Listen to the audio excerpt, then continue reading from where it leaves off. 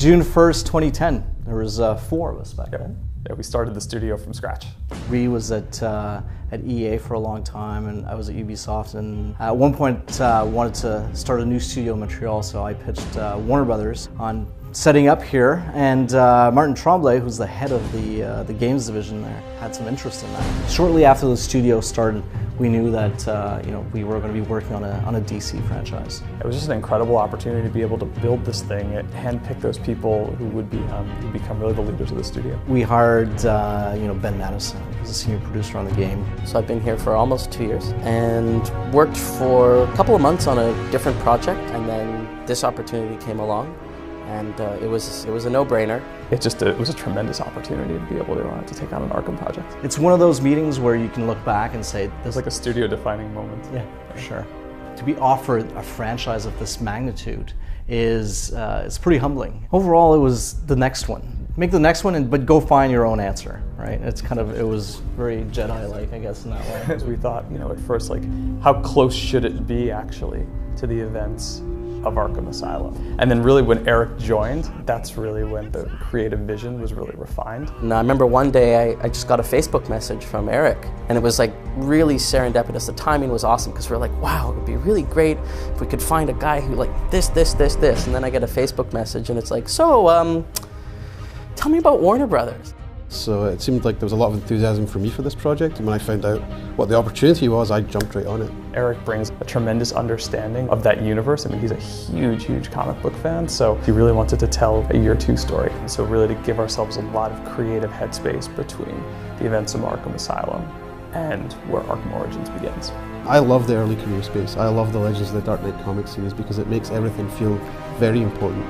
If you're at issue 600 of a comic, it's very hard to tell a new story. The challenge for us coming in after Rocksteady is to do something which hasn't been done, and do something which isn't a retread and isn't copy-paste of their game. It has to add value, it has to be new. To me, that's the key to that prequel is that invigoration that it adds to things. When we took on Armored Edition, there was 2 things that were great about it. The biggest thing was obviously it was enable us to familiarize ourselves with the Rocksteady code base, and Rocksteady's done some amazing things with Unreal 3. It just kind of showed us how really amazing that game was, and basically what Rocksteady had done with Arkham Asylum and Arkham City, how tight that development was. It really allowed us to have a sneak peek at how they worked and what made them great. We got early dev copies of Arkham City, right? The first build of Arkham City I was playing was July. These guys were all saying they didn't have a save function in the game, so they had to play the game start again and again and again. And then eventually they gave us a build where there was all the checkpoints unlocked, so it was like, oh, okay, that's great. And I remember when you signed, one of the first things we did is, didn't we put a copy of it on a kit and send you a kit? No, it was a retail disc. That was a retail disc. Maybe like 2 weeks beforehand, so I had to play the game off Xbox Live. Right. But you showed up having already finished the game. That was awesome. Having Rocksteady, who built Arkham City, available to us so that we could just kind of pick up the phone and say, hey, like, how does this tech work? Like, can you help explain this system, the cape? How does the cape simulation system work? Oh, well, it works like this. You need to do this, and this.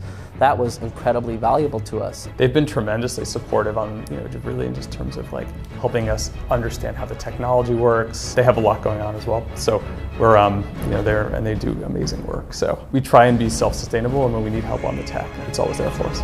We are very cognizant, we're very aware. We are standing on the shoulders of giants. We are playing in the space of some of the most critically acclaimed games of all time, and we've greatly benefited from that. We kicked off development with Arkham City, put on a golden platter in front of us, right? Obviously, it's amazing games, and Rocksteady are the masters, but here in Montreal, we wanted to give it our own signature, and I think you'll find that in the game.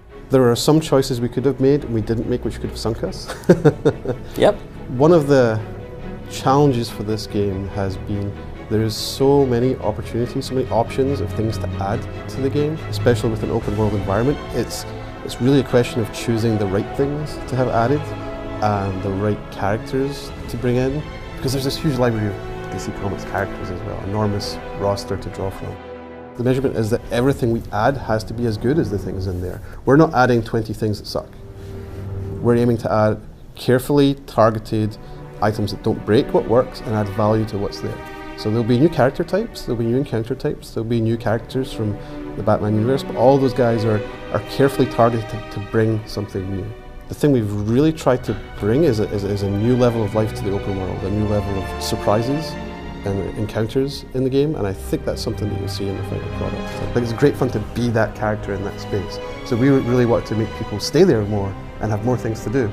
And so that's something I think we brought from, well, I brought from my open world experience. We're really excited to be able to work on a franchise of this magnitude, and it's great to have been able to bring that to Montreal. We're working with DC Comics, we're working with Jeff Johns to make sure our stuff is very authentic.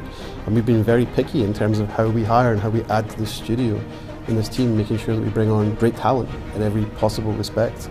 Everyone here takes it super seriously. They really want to develop, all of us really want to develop something that people are going to love. When everyone plays it at the very end, hopefully they feel that, and that's, I think all the credit goes to them. No one's harsher critics of what's in this game than we are, and we definitely wanted to stand up to the Arkham legacy.